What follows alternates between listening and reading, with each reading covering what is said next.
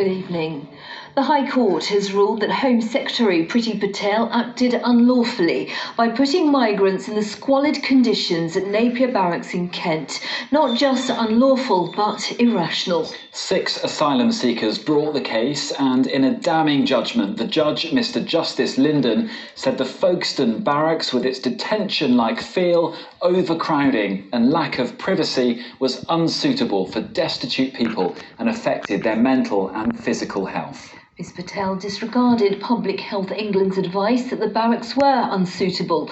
Therefore, it was virtually inevitable that people would contract COVID-19. That's exactly what happened. 120 people caught it. There was also inadequate protection from serious risks of fire, and the judge ruled that those who brought the case had been deprived of their liberty when placed in lockdown at the barracks.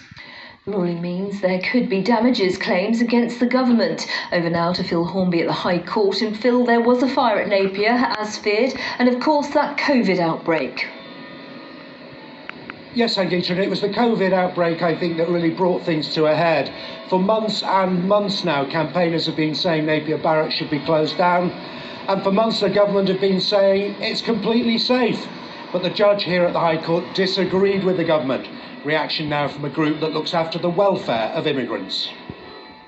I really welcome the fact that the judge has recognised that not only were the conditions substandard, inhumane, but that the Home Secretary knew that they would be a danger to people, and yet she continued to put people into cramped, overcrowded conditions during a COVID outbreak, which infected nearly 100 people on site, and that in doing so she acted quite clearly unlawfully. The government's always said if a barracks is appropriate for soldiers, then why not asylum seekers? This was the Immigration Minister speaking in the House of Commons in February. These barrack accommodation units were previously used by the brave men and women of our armed services.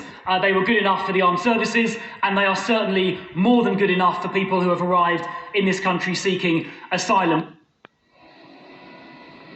But campaigning groups say it's not been good enough. In fact, it was completely the wrong place. Our position's always been that Napier Barracks is a deeply unsuitable place to house anybody. You know, there's been a lot of talk about it being good enough for our boys. Let's be clear, it's been out of action for around 7 years because it wasn't suitable. It's in a state of disrepair. People should never have been housed there. Tonight, the government say during the height of the pandemic, to ensure asylum seekers were not left destitute, additional accommodation was needed at very short notice. Such accommodation provided asylum seekers with a safe and secure place to stay. And throughout this period, they say we've made improvements and continue to do so. But tonight, campaigners have renewed their calls for Napier Barracks to be closed down, and the Home Secretary will be dragged before MPs again soon to answer some of the questions that the judge put today. Phil, thank you. Well, the conditions inside the barracks, described by the High Court judge as unsuitable and squalid, were for many all too real. One man who was sent there told our reporter Tony Green what he witnessed and endured. He likened it to no better than a jail. We have changed his name and blurred his identity.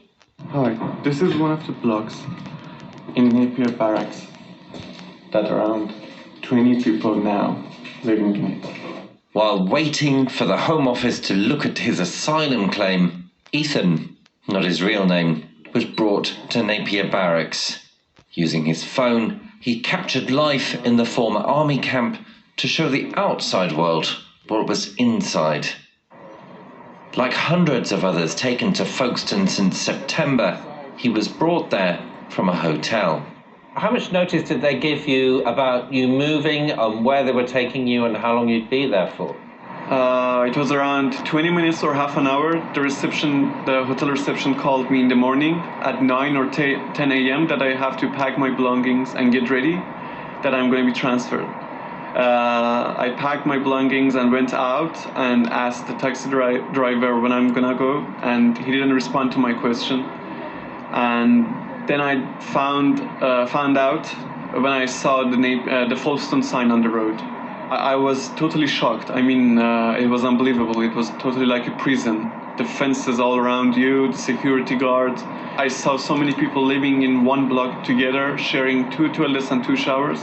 I was shocked. People have to put a sheet in between to secure some kind of privacy. With plywood or just sheets between beds, an outbreak of COVID-19 was going to happen. When did you start to notice that people were becoming ill? I just noticed that in the first days of January, I saw some people with the COVID symptoms, and all the camp staff and managers could do was to advising them to stay inside of their room or putting them in isolation. But still, they had no choice but to use the toilets and showers, which was communal with all of the residents. It was obvious if one person getting the virus, you can get it easily, because we were sharing one dining room with more than 100 people and sleeping with 28 people. And I just got tested on mid-January, and I received my test result 2 days after. They told me that day that 120 people were tested positive. In another letter, COVID patients were told they could not leave the camp. It led to a demonstration that ended with a fire. Ethan was in bed fighting the virus. We had so many peaceful protests in the camp because of the conditions inside, because of the COVID outbreak, because of the mental health of the residents. I think it just got out of control, and the fire happened. I personally didn't witness the incident because I was staying in my own room, and I just realized when one of my friends told me that one block is on fire, and I went out and I saw the incident. Priti Patel, other people in the government have said that these barracks used to be home to British soldiers, and if it's good enough for British soldiers, it's good enough for asylum seekers. Yes, it is. What would you say in response? Well, I mean, I think they didn't house the army personnel or soldiers for a decade in Napier Barracks. But I'm sure they will not accommodate soldiers in those army camps during a pandemic, and to keep 400 people inside when it's unhygienic. And the thing is, the people who are seeking asylum are fleeing war and persecution. Rubbish. Soldiers signed up to be involved in hard conditions, and the people who are seeking asylum may be traumatized by the environment of the army camps. The way we treat people who fled war and persecution define who we are as human beings. We should make sure that all human beings are safe and being treated with dignity and decency. Yeah, because war-torn France is somewhere that you're fleeing from. No, no, no, no, no.